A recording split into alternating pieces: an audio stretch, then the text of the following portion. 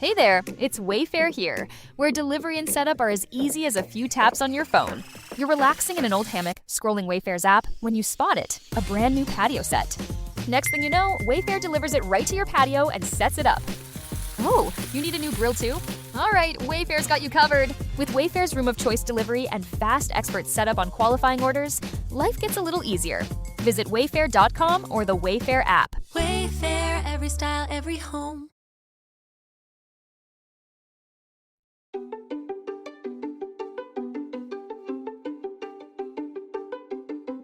I'm Courtney Smith. And I'm Elise Sharp. And we are two nerds who are here to make Shakespeare easier to understand. In this podcast, we will explore as many dimensions to Shakespeare's plays as we can by looking at the text, examining the historical context in which the plays were written, and how his plays are viewed through modern lenses of feminism, racism, classism, colonialism, nationalism, ableism, all of the isms. We will discuss how his plays shaped both the past and present, and, as theater makers, how his plays can be responsibly performed today, all while trying our best to approach his works without giving in to bardolatry. So, Shakespeare, anyone?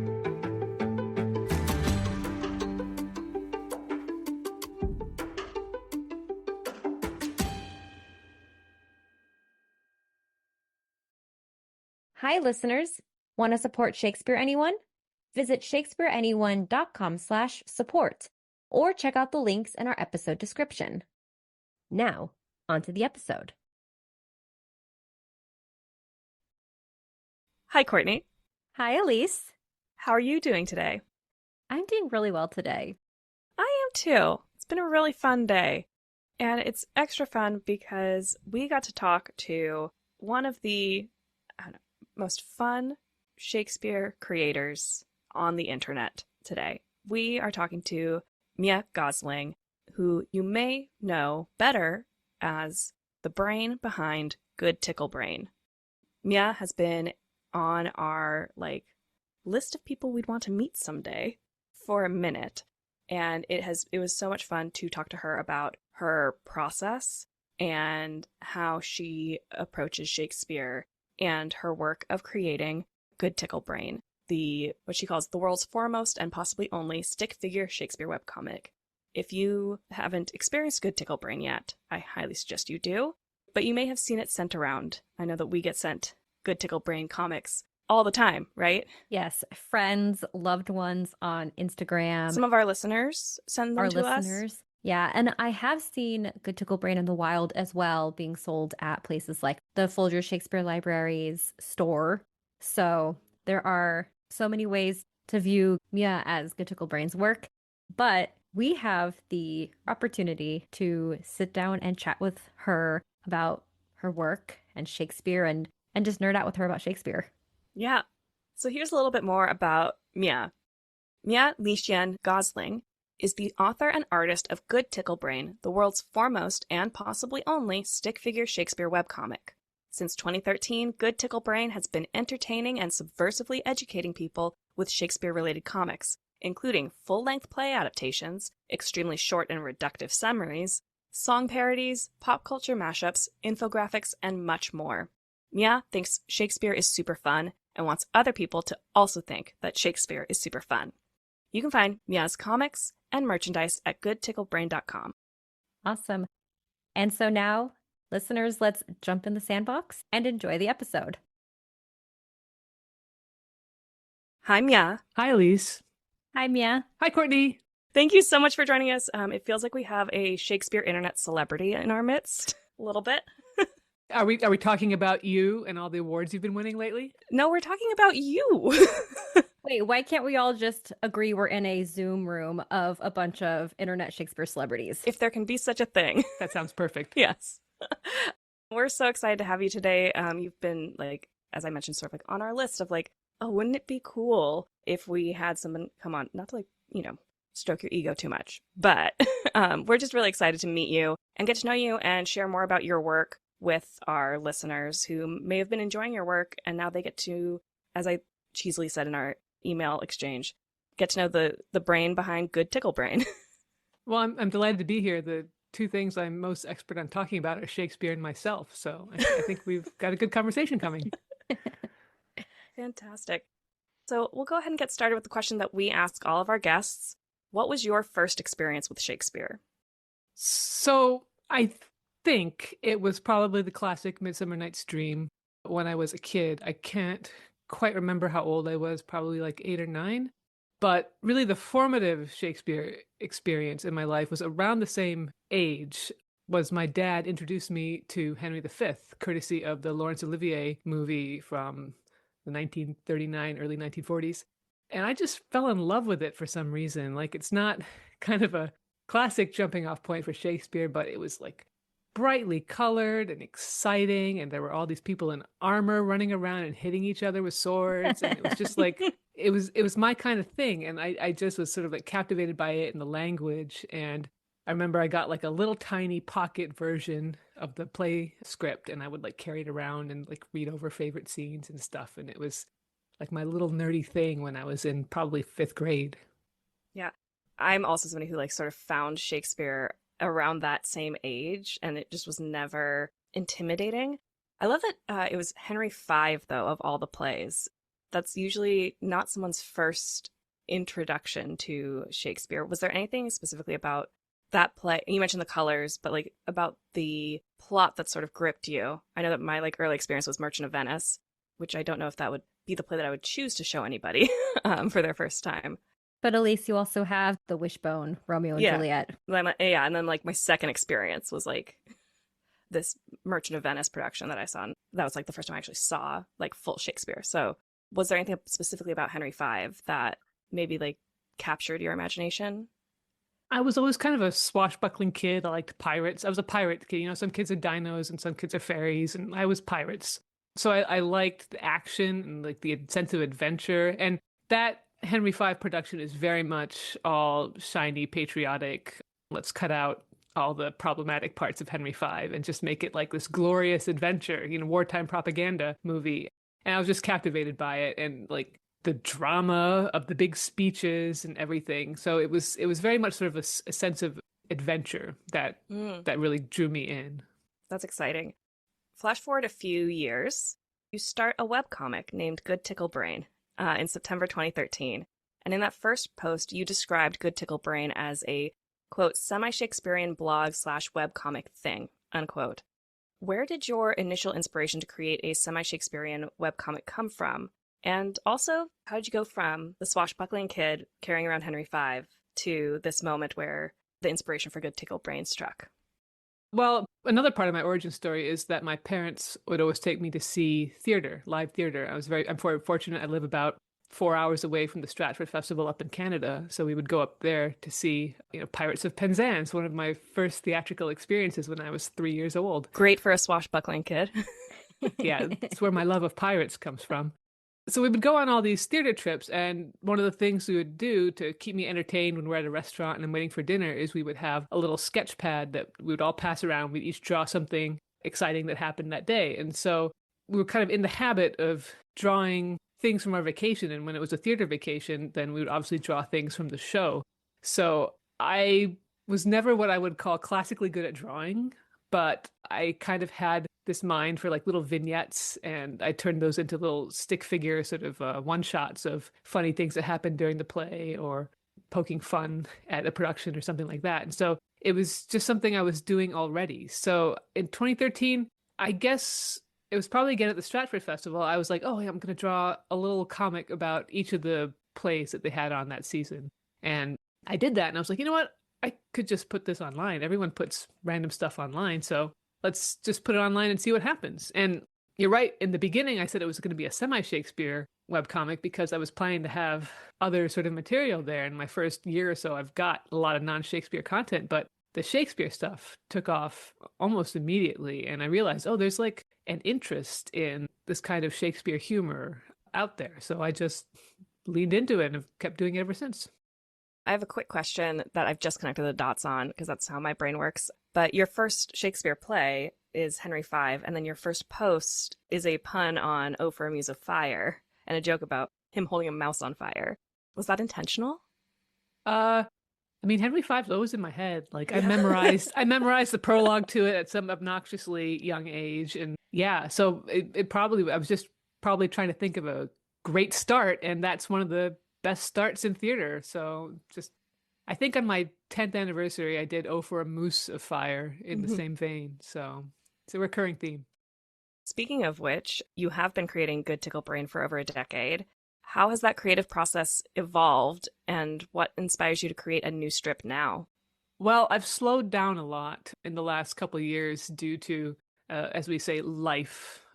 Burnout, grief, caregiving responsibilities. It's just kind of like weighed me down. So creating has just become a lot harder. Like I'd say the first 10 years, well, first like 8 years, I was really cranking out 2 or 3 comics a week. I was doing all these full play adaptations, and then it's just gotten harder and harder. And I still want to get back to that level of creation. But right now, I'd say my creative process is really waiting for something to coalesce in my brain that I feel would be fun or is important to say.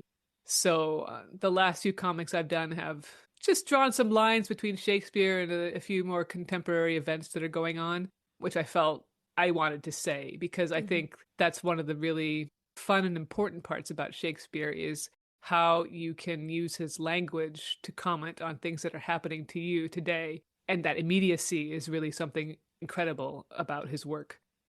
And then, just sometimes comics just land fully formed into my brain. Like I did a couple song parodies, K-pop Demon Hunters and Wicked last year. And those just kind of like popped into my head fully formed.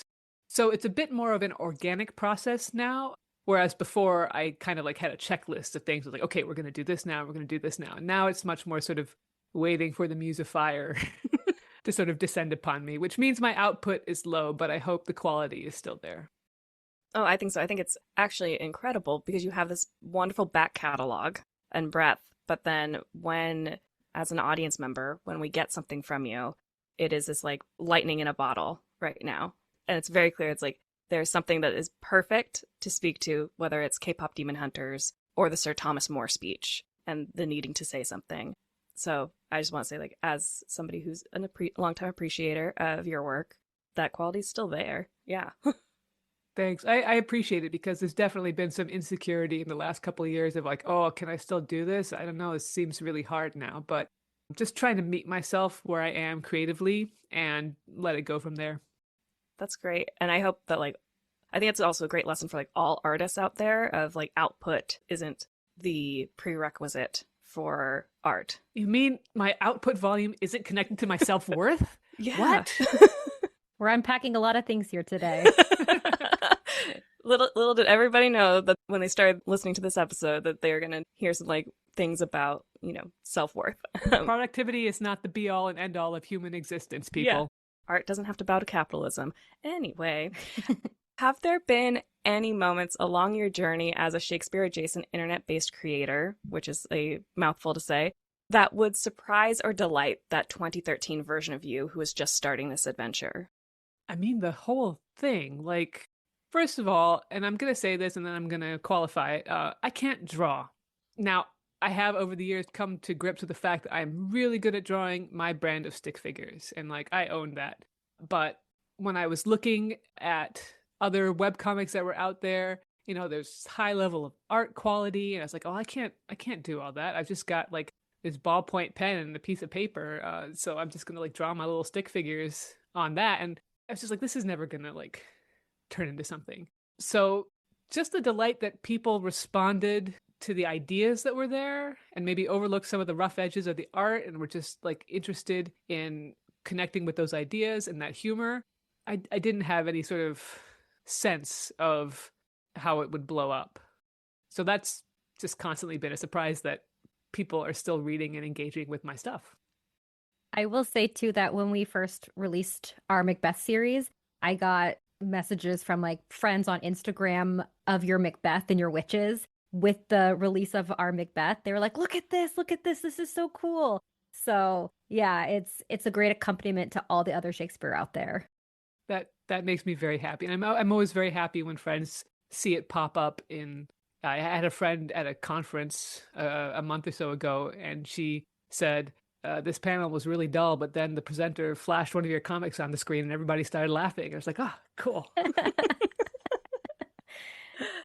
I'd love to, like, just because we were talking about how your comics sort of like bring this delight to Shakespeare spaces, and I'd love to know more about that sort of like tone that you hit, that you just like so clearly hit, and your artistic authorial voice when it comes to both Shakespeare and looking at Shakespeare through this sort of lens of fun and whimsy almost. I don't know. That's just how my brain works. Yeah. I don't know. I've just always grown up. It's probably partly my parents and partly like the senses of humor that I was raised around, and formative influences and stuff. Just my brain was always wanted to like look at a piece of art and then think about it in kind of an off-kilter way, or like zero in on the humor.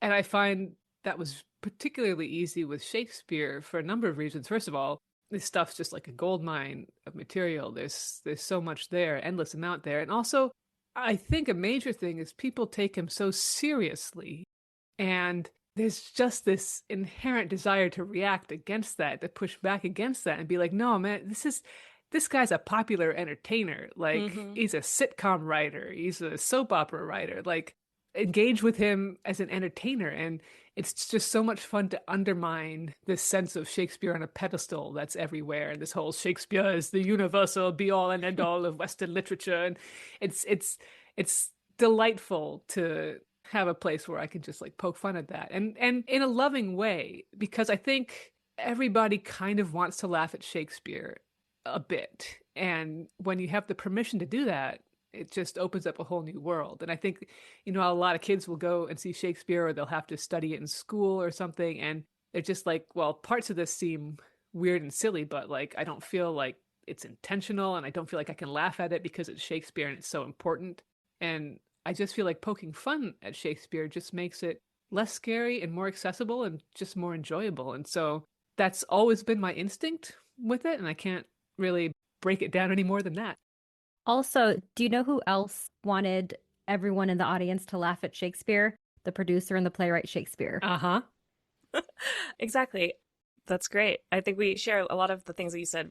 Certainly, Courtney and I are here like nodding because we talk a lot about like pushing him off of a pedestal and like bringing him back to the entertainer.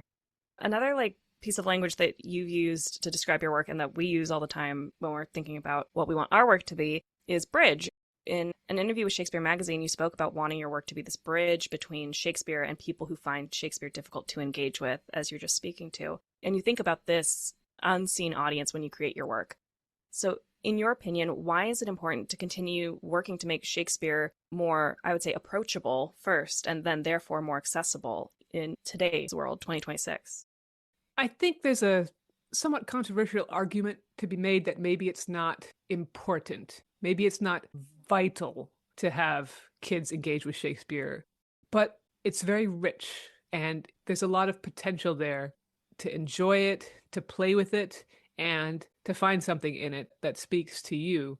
I think the idea that we have to continue engaging with Shakespeare is very colonial and very problematic. And it's like, if you don't like Shakespeare, if Shakespeare does not speak to you, that's fine. You're not stupid or anything like that. I have a friend who's an MD, PhD, and very, very smart. And she would go to Shakespeare and be like, this makes me feel stupid.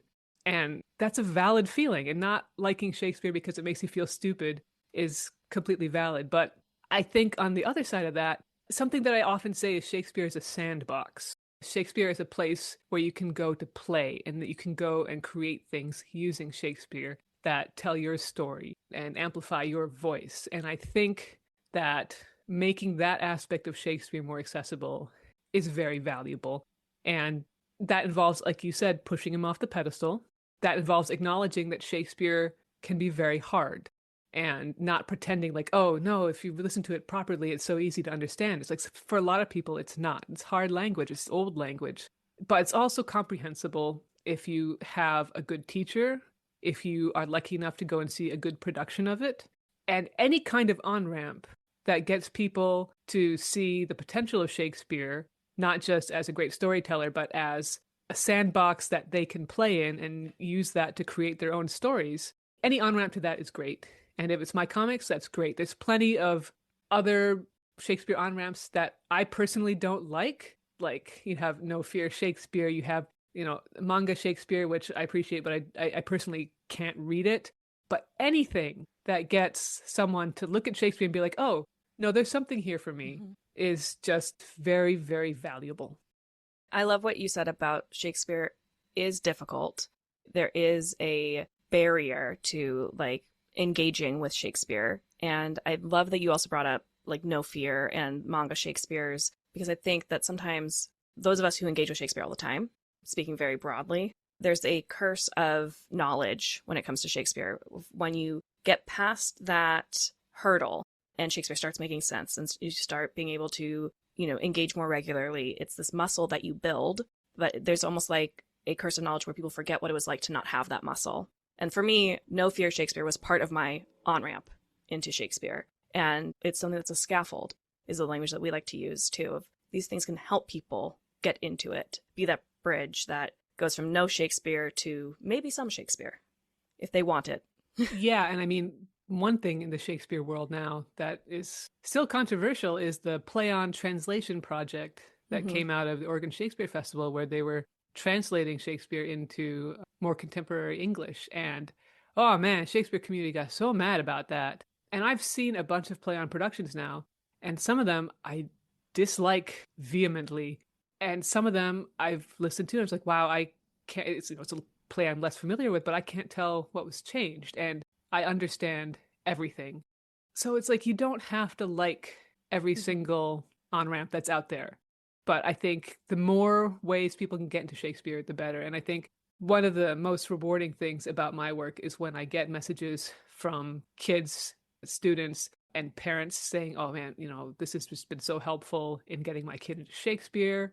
Or even like my kid was excited to study Shakespeare in school because they had read your comic first. Like that just warms the cockles of my dead, cynical heart. I could talk about this for hours about how all these different on-ramps are trying to achieve the same goal just through different methods. Like, as you've spoke to about like play on, it may not be everyone's cup of tea, but we're all headed towards the same goal, and different approaches are for different people. I want to talk a bit more about sort of like my idea that Shakespeare is a sandbox, going back to making Shakespeare accessible and fun. I think, Great. and I sort of rambled on about this, but slightly more coherently, I think Shakespeare is a sandbox because his plays are like the sand, and we can build anything we want with them. Like I can go in there and make this comic that's goofy and fun, and somebody else can go in there and create something else that speaks from their lived experience and tells a story that they want to hear. And it's just like this wonderful raw material to create new art and to say new things with. And I think one very important part of Shakespeare in this way is he also serves as a bit of a Trojan horse to get marginalized voices heard in the larger theatrical world. Because maybe you won't go and see, like in August Wilson, a Black play because you're not Black and you're like, well, I can't connect to that. But maybe you'll go and see a play by a Black playwright that engages with Shakespeare because now it's a Shakespeare play and now you have your own on-ramp to engaging with that. So it's kind of like a way to have voices that wouldn't necessarily be heard by a largely white theatrical audience, a way to amplify those and sort of sneak it in front of people that wouldn't necessarily be drawn to art created by people not of their own race, gender, political views, things like that. And I think that is really one of the most powerful things about Shakespeare and why I think it is important that people recognize that and engage with that today.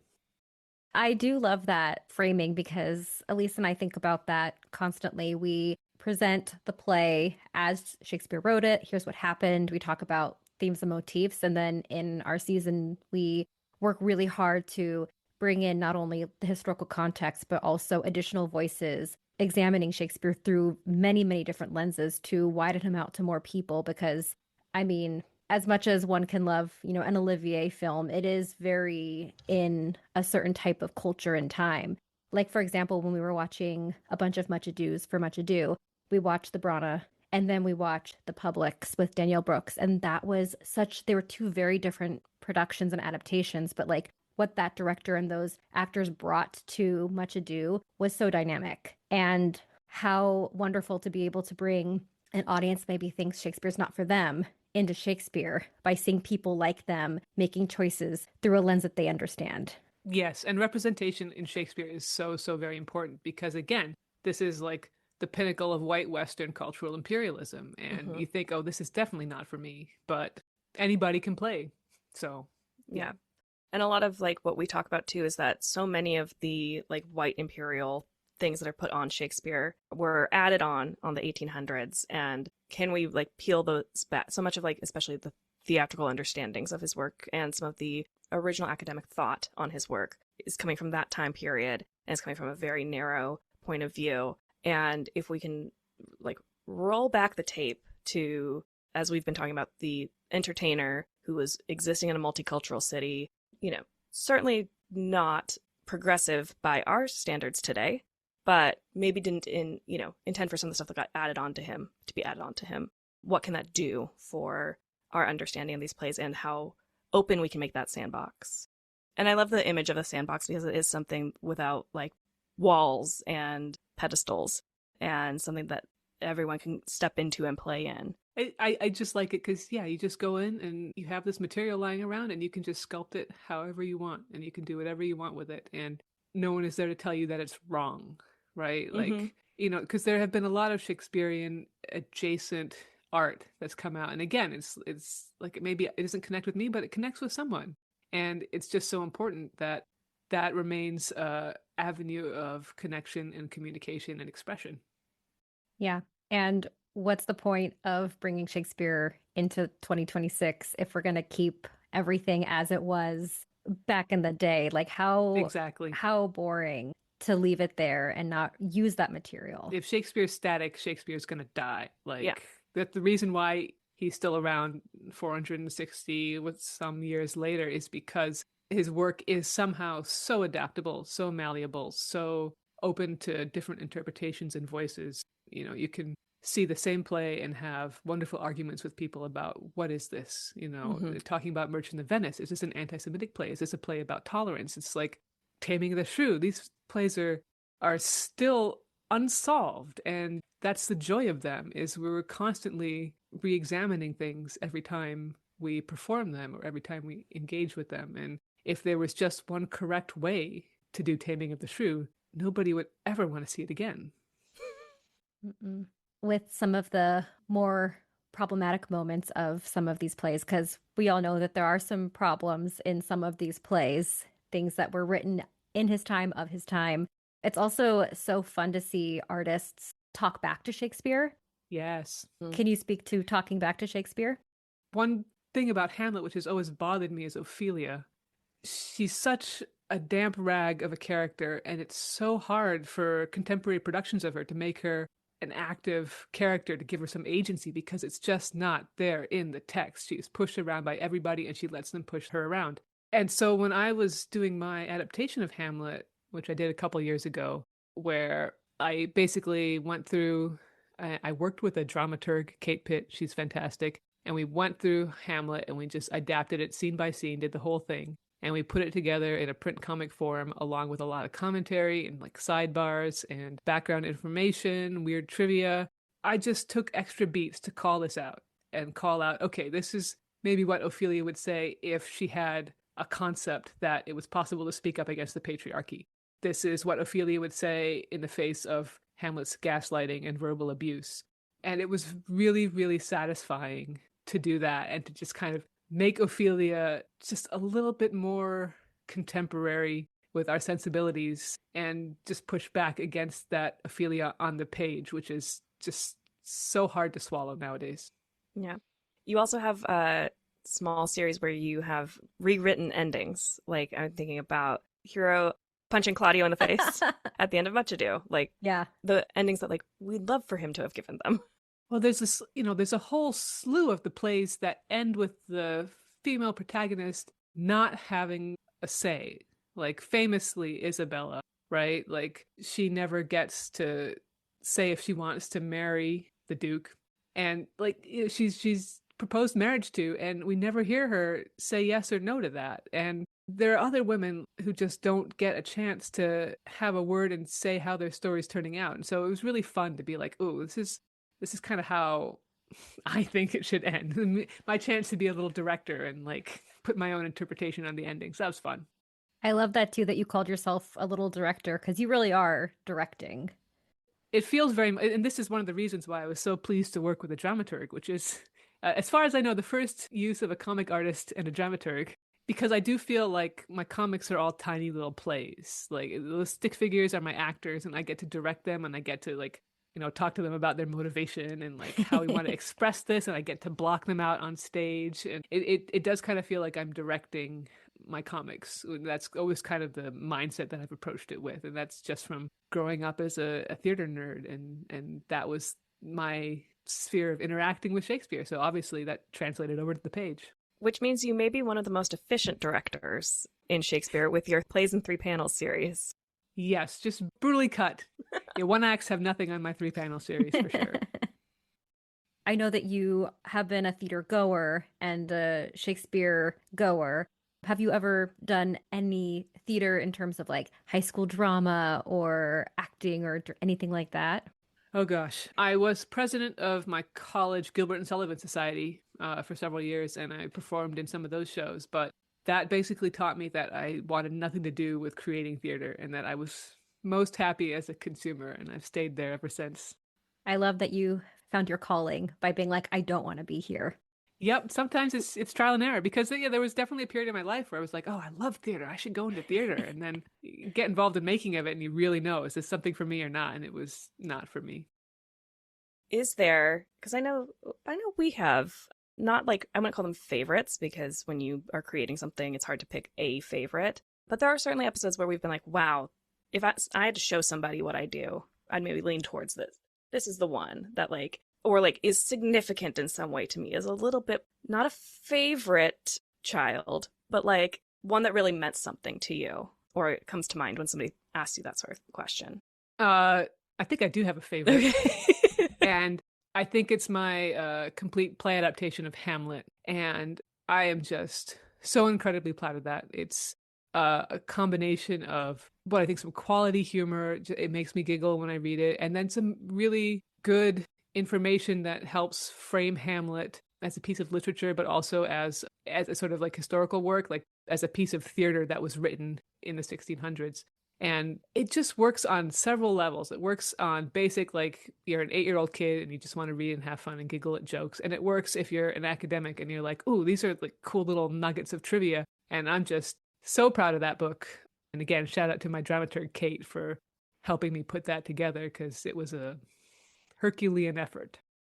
I mean, similarly, are there any particular plays or characters that you just love to reimagine for your panels, or that you like to go to outside of your panels? We don't have to stick to, to your panels. We can talk more broadly as well. But are there any that you're like, these ones speak to me, these ones I enjoy?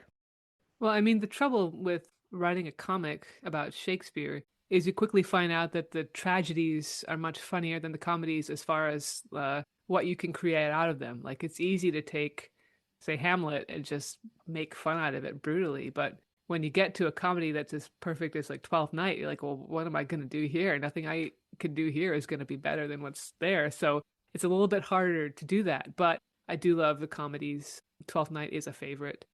I'd say one of my oddball favorites is every time I go and see a production of Cymbeline. And I think I've seen 4 Cymbelines, which has got to put me in like the top 1% of Cymbeline viewers. But it's just such a crazy play. And you feel like Shakespeare's just throwing the spaghetti at the wall and seeing what sticks. And there's just something about the chaotic abandon of that. Like, it's not necessarily great art, but it's a lot of fun. And there's something very compelling about that. So that's like a secret favorite of mine.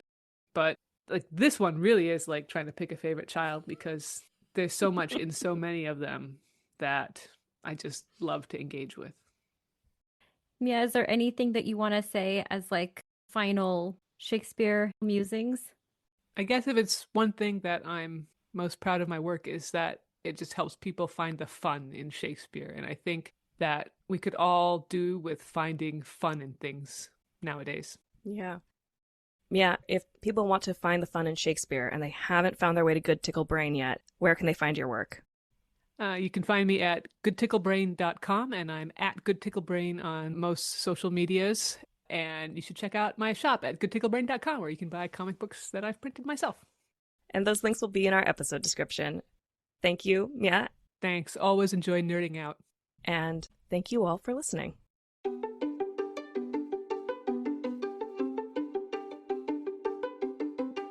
I'm Courtney Smith. And I'm Elise Sharp. This is Shakespeare, anyone? Thank you so much for listening to Shakespeare Anyone. Works referenced in this episode are available in the episode description. Our theme music is Never Ending Minute by Sounds Like Sander. If you would like to support us, visit shakespeareanyone.com/support or check out the links in our episode description. You can also hit the subscribe button, like us, leave a comment, write a review, share us on social media, tell a friend about us, all the things. We'd appreciate it. For more, you can visit our website, shakespeareanyone.com, or follow us on Instagram at shakespeareanyonepod. Now, because you listened all the way to the end of the credits, here is a completely random Shakespeare quote for you.